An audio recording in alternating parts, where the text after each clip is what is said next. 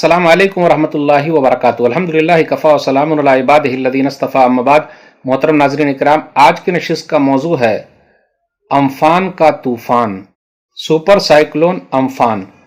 پوری دنیا corona virus سے متاثر ہے، اپنا بھارت بھی جوجھ رہا ہے۔ اسی درمیان ایک پریشانی اور بھی بڑھ گئی ہے کہ ابھی ان دنوں بنگال کی کھائی سے اور اڑیسہ سے امفن نامی طوفان ٹکرایا ہے، سپر سائیکلون ٹکرایا ہے، اور یہ مئی کے اندر ہوا ہے۔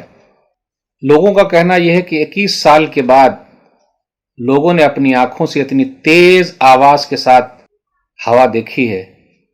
بنگال متاثر ہے، بنگال کے کچھ علاقے متاثر ہے، پچھم بنگال، پھر اسی طریقے سے اڑیسہ کا بھی علاقہ متاثر ہے۔ جب یہ طوفان آیا، تیز ہوا چلی۔ موسم وباگ کا کہنا یہ ہے کہ 150 کلومیٹر پرتی گھنٹے کے حساب سے ہوا چلی ہے۔ کیا حالت ہوئی ہوگی؟ 7 لاکھ کے قریب لوگوں کو راحت شیوروں میں رکھا گیا ہے۔ کہا جاتا ہے، رپورٹ کے اندر ہے، 70 سے زیادہ لوگ بیچارے مارے گئے ہیں۔ بہت سارے درخت گر گئے، بجلی کے کھمبے اکھڑ گئے، بہت ساری گاڑیوں پر درخت گر گئے۔ کام کرنے والے لوگ لگے ہوئے ہیں، درختوں کو کاٹ رہے ہیں۔ بہت بھاری طوفان تھا، بھینکر طوفان تھا۔ گھروں کے جو چھت ہیں وہ اکھڑ گئے، بہت سارے گھر ڈھہ گئے۔ نہ جانے کتنے کا نقصان ہوا ہے، کچھ اندازہ نہیں کیا جا سکتا۔ راحت و بچاؤ کا کام چل رہا ہے، سب لوگ لگے ہوئے ہیں۔ دل دہلا دینے والی تصویریں آئی ہے۔ شارٹ سرکٹ کے ذریعے بہت زیادہ تباہی آئی ہے۔ طوفان کے ساتھ تیز بارش ہوئی ہے۔ کلکتہ کے علاقے میں دیکھ لیجئے، بہت زیادہ طوفان کا اثر دیکھا گیا ہے۔ گویا کہ امفان کا طوفان عروج پر رہا۔ قوم عاد کی حالت یاد آ گئی۔ کیا حالت ہوئی ہوگی؟ اللہ نے کیسے ان کو برباد کیا ہوگا؟ سورہ حاقہ سورہ نمبر 69 آیت نمبر 6، 7، 8۔ وَأَمَّا عَادٌ فَأُهْلِكُوا بِرِيحٍ صَرْصَرٍ عَاتِيَةٍ سَخَّرَهَا عَلَيْهِمْ 7 لَيَالٍ و8 أَيَّامٍ حُسُومًا فَتَرَى الْقَوْمَ فِيهَا سَرْعَىٰ كَأَنَّهُمْ أَعْجَازُ نَخْلٍ خَاوِيَةٍ فَهَلْ تَرَىٰ لَهُم مِّن بَاقِيَةٍ۔ رہے قوم عاد تو وہ تیز لگاتار ہواؤں کے ساتھ ہلاک کر دیے گئے۔ تیز ہوائیں چلی، وہ لوگ سب برباد ہو گئے۔ اللہ تعالیٰ نے 7 رات اور 8 دنوں تک لگاتار تیز ہوائیں رکھی، ان لوگوں پر مسلط کر دیا۔ تو آپ دیکھیں گے گویا کہ وہ زمین پر گرے ہوئے کھجور کے کھوکھلے تنے ہیں، کیا ان میں سے کوئی باقی آپ کو نظر آتا ہے؟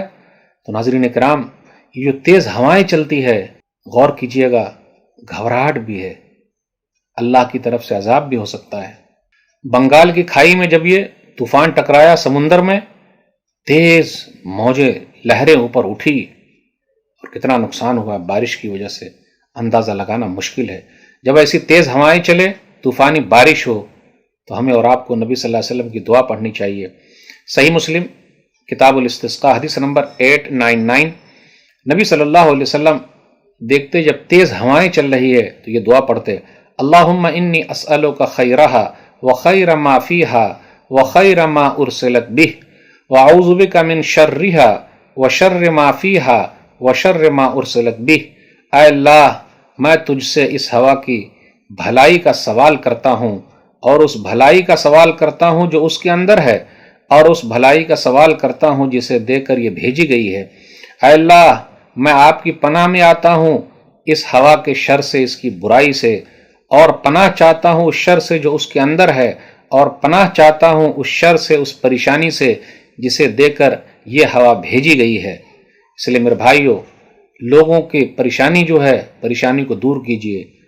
مکان ٹوٹ گئے ہیں، مکان بنائیے، جائیے کام کیجئے۔ سرکار کام کر رہی ہے، آپ بھی کام کیجئے، لوگوں کے کام آئیے۔ سائیکلون جو آیا ہوا تھا، طوفانی ہوا جو چلی ہے، تیز ہوائیں جو ہوئی ہے، لوگوں کے مکانات گر گئے ہیں، مکانات گر گئے ہیں، بنانے میں کام آئیے۔ جگہ جگہ پہ جو درخت گرے ہوئے ہیں اس کو اٹھانے کا کام کیجئے۔ خدمت خلق کا جذبہ آنا چاہیے۔ یہی جذبہ ہے جو ہمیں اور آپ کو آگے بڑھا سکتا ہے۔ یہی بہترین اسلام ہے۔ اللہ سے دعا ہے کہ اللہ تعالیٰ جو لوگ پریشان ہوئے ہیں، جو لوگ دنیا سے چلے گئے، ہم ان کے دکھ درد میں برابر کے شریک ہیں۔ اے اللہ، جو پریشان حال ہیں ان کی پریشانی کو دور کر دے۔ اے اللہ، جو طوفان سے متاثر ہوئے ہیں، اللہ تعالیٰ ان کی تو بھرپائی کر دے۔ ہم سب کو توفیق عطا فرما، آمین۔ والسلام علیکم ورحمۃ اللہ وبرکاتہ۔